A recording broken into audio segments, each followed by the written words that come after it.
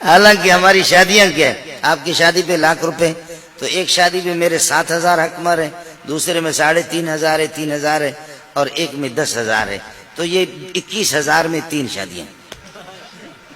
تو آپ کی شادی میں تو بڑا مسئلہ ہوگا۔ اپنی بیٹیاں میں نے اٹھا کر مولویوں کو دیا اور ان پر 10,000 روپے یا 9,000 روپے حکمار مقرر کی، مولوی حبیب الرحمان کو معلوم ہے، وہ کنگلے کے بچوں نے وہ بھی نہیں دیا، وہ بھی میں چندہ کر کے ان کو دے دیا۔ میں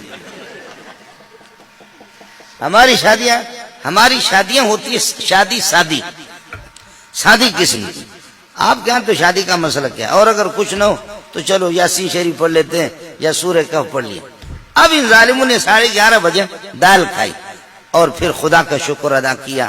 کچھ طلبہ نے کہا نہیں احتجاج کرو اور الحمدللہ الذی اطعمنا وسقانا نہ پڑھا کرو، اس لیے کہ فرشتے اوپر سے کہیں گے کہ یہ اسی پر خوش ہے، چلو اسی پہ انکوٹر کھاؤ۔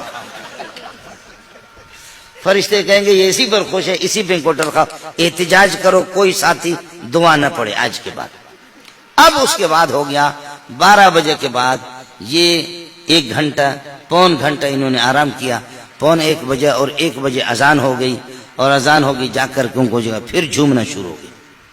نماز پڑھ کر کے عصر تک، عصر کے بعد تھوڑا سا ریسٹ کرتے ہیں، فٹ بال کھیلتے ہیں، دوڑ لگاتے ہیں، مغرب سے لے کر کے پھر عشاء تک۔ عشاء کو وہی دال شریف یا خدا پاک کوئی سبزی دے دے، لیکن اگر کوئی گوشت ہو تو ایک بہت بڑا تھال ہے، اس تھال کے اندر الحمدللہ 12 آدمی 13 آدمی اس میں کھانا کھا رہے۔ کبھی شرید بھی بناتے، شرید بنانے کے لیے ان کو نہیں چھوڑتے، اور اس میں کبھی گوشت اگر پکا، ایک گوشت ہے صرف دور دور سے اس کو دیکھ کر کے سارے ساتھی اپنے آنکھوں کو ٹھنڈی کر لیتے ہیں۔ 12 آدمی ایک گوشتوں کے، اب آپ بتاؤ 2,000 آدمی کے لیے ایک گائے پکے تو ان کو کیا آئے گا؟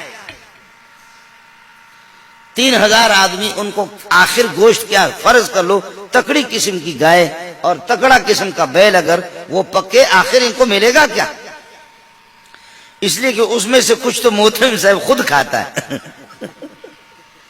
محتمم صاحب اور اساتذہ حضرات، اور پھر یہ کہ وہ بورچی بھی وہاں 10-12 بورچی ہوتے ہیں، تو وہ بھی ماشاءاللہ وہ چکا ایک بوٹی اٹھایا کہ ابھی تک صحیح نہیں پکایا، ہر ایک نے ایک بوٹی 10-12 بورچیوں نے لے لیا۔ پھر ان کے چمچے الگ ہوتے ہیں، استادوں کے چمچے الگ ہوتے ہیں۔ اب آپ بتاؤ طلبہ کے لیے کیا بچا؟ تو پورے تھال کے اندر ایک اگر بوٹی آ گئی نا تو دور دور سے دیکھتے ہیں کہ اے گوشت تجھے سلام ہو ہمارا۔ اب کس کی مقدر میں ایک لقمہ ان کو ملے یا نہ ملے، اپنی آنکھوں کو ٹھنڈی کر لیتے ہیں اور اپنا دل ٹھنڈا کر لیتے ہیں۔ وہ بھی 2 دن کے بعد، 10 دن کے بعد، 8 دن کے بعد، یہ سلسلہ ان کا اسی طریقہ پر ہوتا ہے۔ ان کی محنت کو آپ دیکھیں۔